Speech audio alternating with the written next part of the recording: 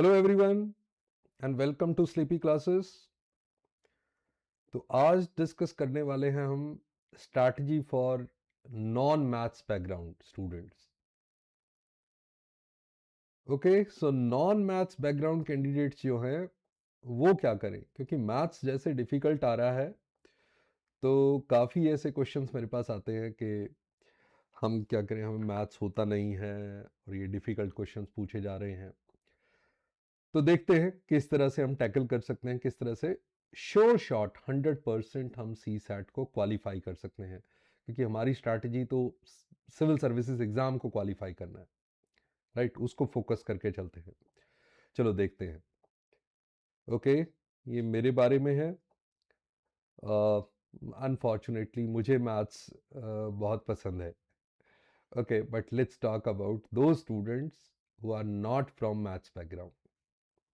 Okay, तो structure आपको C SAT का पता है, जिस तरह से क्वांट को, मैथ्स वाले पार्ट को वेटेज दी जा रही है, ये काफ़ी अच्छी वेटेज दे रहा है उसको। तो आप देख सकते हैं कि कंसिस्टेंटली, मतलब 30+ तो है ही, रादर ऑन एन एवरेज आप मान सकते हो अप्रॉक्सीमेट 35 और 35+ क्वेश्चंस आप एक्सपेक्ट कर सकते हो मैथ्स से,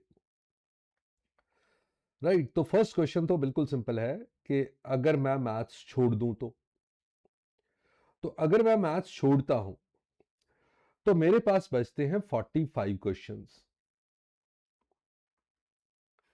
अब मेरा टारगेट बन जाता है कि अगर मैं 45 क्वेश्चंस में से, क्योंकि मुझे क्वालिफाई उसको करना है, तो 45 क्वेश्चंस में से देखो, मुझे क्वालिफिकेशन के लिए अराउंड, तुम कह सकते हो कि 25 या तो मैं करेक्ट कर दूं और कोई गलत ना करूं, 25 करेक्ट कर दूं, और अदर 25 भी नहीं, 28 के करीब, 27-8। ओके, इतने मैं करेक्ट करूं और कोई गलती ना करूं, मतलब 100% एक्यूरेसी पे चलूं, तब ये पॉसिबल है, राइट? 28 पे आपके 70 मार्क्स बन जाते हैं, 27 पे आपके 67.5, तो क्वालिफाई कर सकते हो। तो इसका मतलब 27 मिनिमम क्वेश्चंस आपको रिक्वायर्ड है, जो ऑल करेक्ट, यानी कि एक्यूरेसी 100%। या फिर मैं मान के चलता हूं कि 80% जो है मेरे ठीक होते हैं और 20% गलती के भी चांस होते हैं, राइट? 80-20 लेके चलते हैं कि मैंने कुछ कुछ गलतियां हो गई, सम सिली मिस्टेक, कुछ हमने आरसी में गेस किए तो उसमें कुछ एम्बिग्युइटी थी, कुछ भी, कोई भी रीजन, बट लेट से 80% एक्यूरेसी पे अगर मैं चलता हूं तो मुझे कितने क्वेश्चन करने पड़ेंगे? तो मैं कहता हूं कि 35 के करीब मुझे सोचना पड़ेगा, 35 से भी ज्यादा, क्योंकि 35 में 7 गलत के भी कटेंगे। तो इसका मतलब मैं यहां पे लेके चल सकता हूं कि अराउंड 38 क्वेश्चंस मुझे अटेम्प्ट करने पड़ेंगे with a rate of 80% plus accuracy, right? ये बात कर रहे हैं हम। देखो, अगर मैं क्वांट छोड़ता हूं तो मेरे पास सिर्फ 45 क्वेश्चंस बचे हुए हैं, वो भी कई कई बार अगर आप देखोगे 2023 में 40 क्वेश्चंस आ गए थे मैथ्स के। तो इसका मतलब ये हुआ कि मैं एक तो बात कर रहा हूं कि जैसे ही क्वांट छोड़ूं तो मैं बाकी सारे, ऑलमोस्ट सारे अटेम्प्ट करूं, तो 45 में से 38 अटेम्प्ट करूं, और वो भी 80% प्लस एक्यूरेसी के साथ, यानी एक्यूरेसी रेट भी अच्छा रखना पड़ेगा, राइट? 80% भी कम नहीं होता है। कई बार हम, क्योंकि हम आरसी की बात कर रहे हैं और रीजनिंग की बात कर रहे हैं, तो गलती के भी चांसेस बीच में हो जाते हैं। तो ये काफी, मतलब बहुत बड़ा एक्सपेक्टेशन है अपने आप से कि मैं वहां पे जाके फटाफट फटाफट सारे ये कर दूंगा अगर क्वांट में बिल्कुल छोड़ के चलता हूं।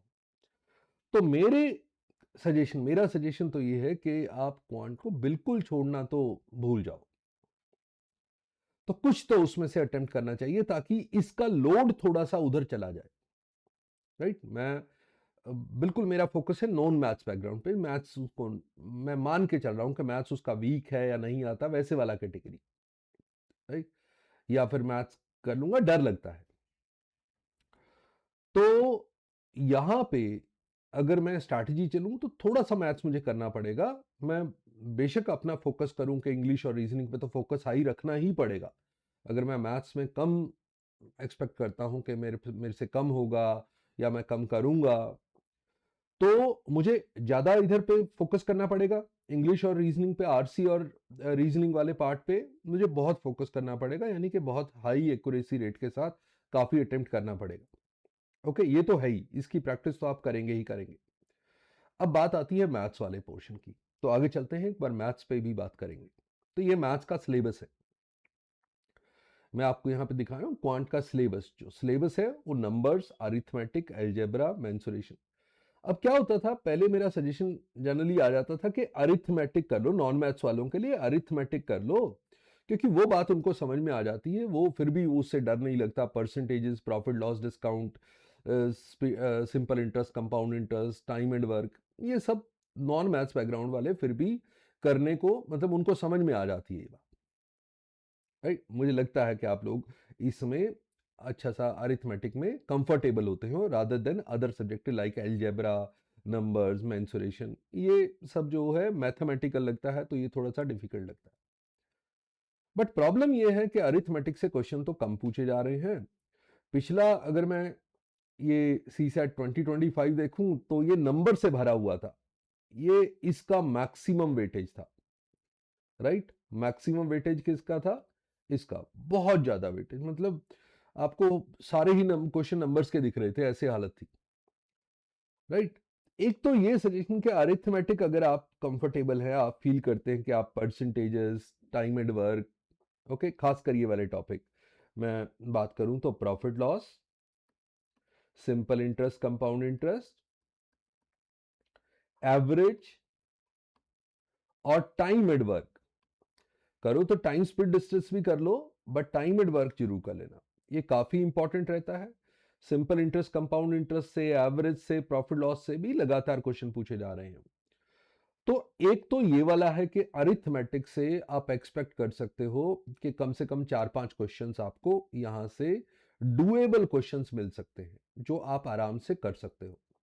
आपने अगर 5 क्वेश्चन भी कर दिए ना इधर से मैथ्स से, और बाकी आप रीजनिंग उसमें बात करो, तो आपके 5 क्वेश्चंस का लोड वहां पे कम हो जाता है। तो वहां पे आप सोचते हो कि 45 में से मैं 30 क्वेश्चंस करके भी सर्वाइव कर जाऊं, यानी क्वालिफाई कर जाऊं। पर अगर आप थोड़ा सा और सेफ होना चाहते हैं, राइट, पहला तो आप नॉन मैथ्स बैकग्राउंड के लिए मैं कहूंगा अरिथमेटिक, अरिथमेटिक में भी ये जो टॉपिक मैंने लिखे हैं इन पे ज्यादा फोकस करके। बट अगर आप थोड़ा सा और मतलब सेफ अपने उसको फील करना चाहते हैं, तो नंबर्स पे आपको आना ही पड़ेगा। कम से कम आप नंबर्स में कुछ बेसिक चीजें कर लीजिए, यानी कि नंबर्स का जो क्लासिफिकेशन है, यानी कि आपको पता होने चाहिए कि प्राइम नंबर क्या है, इवन और तो है ही, prime number, integer, rational, composite number, ये जो क्लासिफिकेशन ऑफ नंबर्स है ये। और अगर आपने मेरी कोई क्लासेस का देखा हो तो उसमें मैंने डायरेक्ट डायरेक्ट बता रखा है कि कोई अगर यूनिट प्लेस पूछेगा तो कैसे आंसर देना है, कोई रिमाइंडर पूछेगा तो कैसे आंसर देना है, इनके ऑलमोस्ट फिक्स फिक्स से आंसर होते हैं। तो एटलीस्ट स्टैंडर्ड क्वेश्चंस जो हैं वो सारे कर लीजिए, स्टैंडर्ड क्वेश्चंस आप सारे कर सकते हैं। तो नंबर्स में अगर आप थोड़ा सा भी कंफर्टेबल फील करेंगे, तो नंबर्स में क्वेश्चन आ रहे हैं बहुत, तो नंबर्स में अगर आपके 2-3 क्वेश्चन भी सॉल्व हो जाते हैं, ओके, मैं बात कर रहा हूं बहुत मिनिमम की, अगर आपने 2-3 क्वेश्चन भी यहां से कर लिए और 4-5 क्वेश्चन आपको अरिथमेटिक में मिल गए, तो आपका एक ऐसा लोड शेयर हो जाएगा जो वहां पे आप रीजनिंग और आरसी पे देने वाले थे।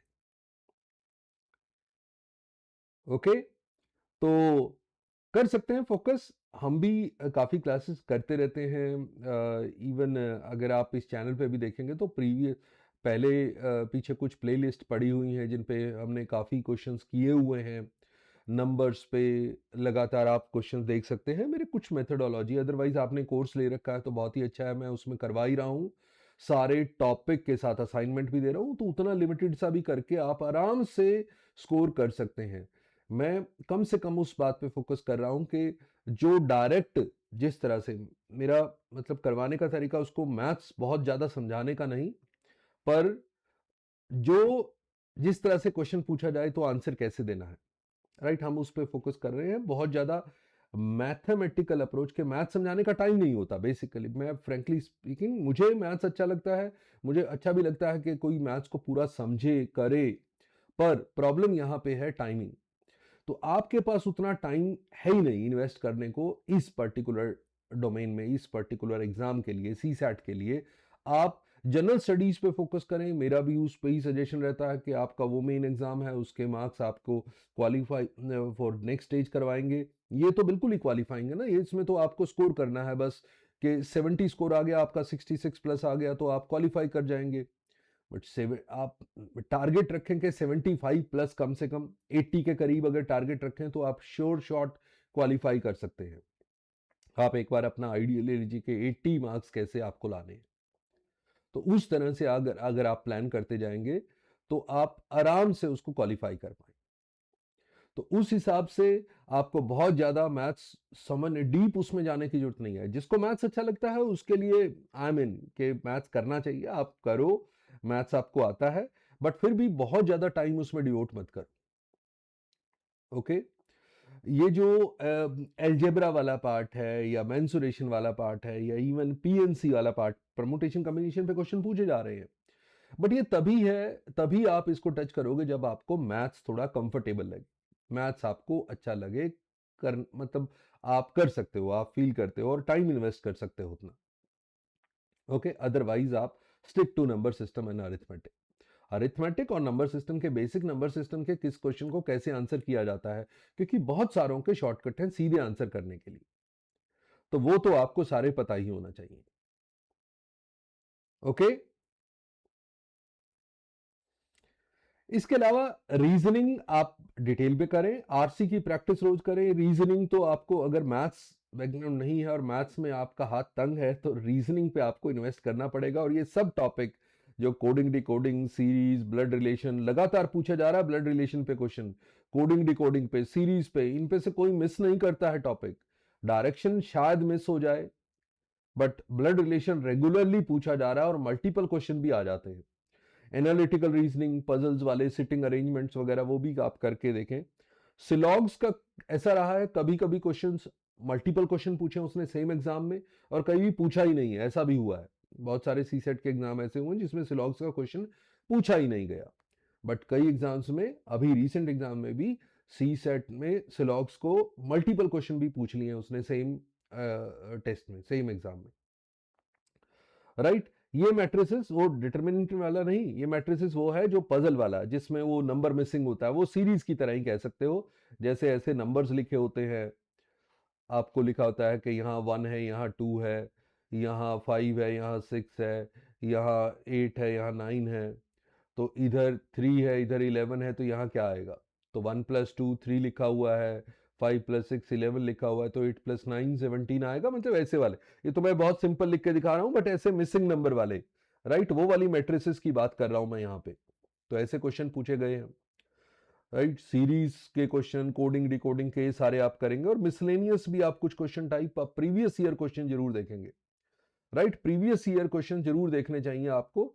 और ये आप रीजनिंग के सारे प्रीवियस ईयर क्वेश्चन, इवन आप वो भी करके देखें, आरसी पैसेजेस भी जो पहले आ रहे हैं वो करके देखें। अगर आपको लगे थोड़ा सा भी डाउट के इनमें नहीं हो पा रहा है या मेरे से आरसी पैसेज भी कम होते हैं, तो आपको थोड़ा सा क्वांट पे और ध्यान देना पड़ेगा ताकि आप कवर कर सको, राइट। तो उस तरह से ही अपना प्लानिंग रखें, ताकि मैं पक्का श्योर शॉट, क्योंकि इस एग्जाम में रिस्क भी नहीं लेना है, क्वालिफाई तो करना है, बट ऐसा नहीं करना कि इसकी वजह से इसमें क्वालिफाई नहीं किया और मेरा सारी मेहनत बेकार हो गई, तो जरूर ध्यान रखना है। ओके, तो ये सारी स्ट्रेटेजी एक्चुअली मैं नॉन मैथ्स बैकग्राउंड के लिए, स्पेसिफिक टू नॉन मैथ्स है जो मैं बात कर रहा हूं आज, specific to non maths background, मतलब जिनको मैथ्स, या तो उन्होंने मैथ्स लिया नहीं, या मैथ्स अच्छा नहीं लगता, या मैथ्स नहीं आता, ये सारे उस कैटेगरी में आ जाते हैं। ओके, तो प्लान करें और थोड़ा थोड़ा रोज करें। इकट्ठा मत छोड़ें लास्ट में, आप अराउंड 1 to 1.5 आवर्स ये मिनिमम साइड पे ही रखें।